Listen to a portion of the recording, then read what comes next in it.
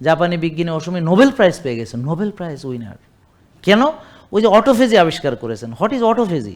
এই যে আমরা যে দীর্ঘক্ষণ না খেয়ে থাকলে আমার শরীরের ভিতরে যে ময়লা আবর্জনা এগুলো পরিষ্কার হয়, এটার নাম হলো ডিটক্সিফিকেশন। আর হচ্ছে যেই সেলগুলো ডিফেক্টিভ সেগুলোকে বডি খেয়ে ফেলে, এটা হলো আত্মভক্ষণ। খারাপ সেল আবার ভালো সেল দিয়ে রিপ্লেস করে, এটাকে বলে রিসাইকেল করা।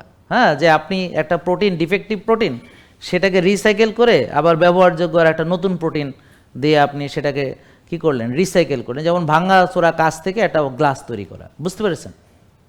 ভাঙাড়ির দোকান থেকে সব নিয়ে যে আবার সেখান থেকে লোহা বানায় না? হ্যাঁ, এরকম এটা হলো রিসাইকেল। তা আপনার রিসাইকেল হবে তখন যখন আপনি অনেকক্ষণ না খেয়ে থাকবেন। আর একটু পরপর খাইলে তো আর আপনার রিসাইকেল হবে কেন, আরও জমবে, ময়লা আবর্জনা জমবে।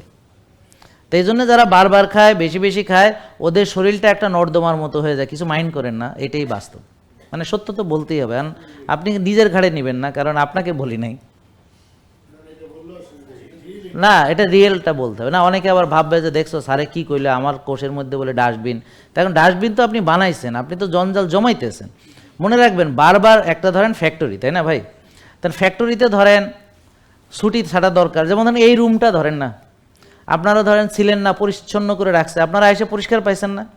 তো এখন যদি 24/7 এখানে যদি লোকজন থাকে, তাহলে কি পরিষ্কার করা যাবে?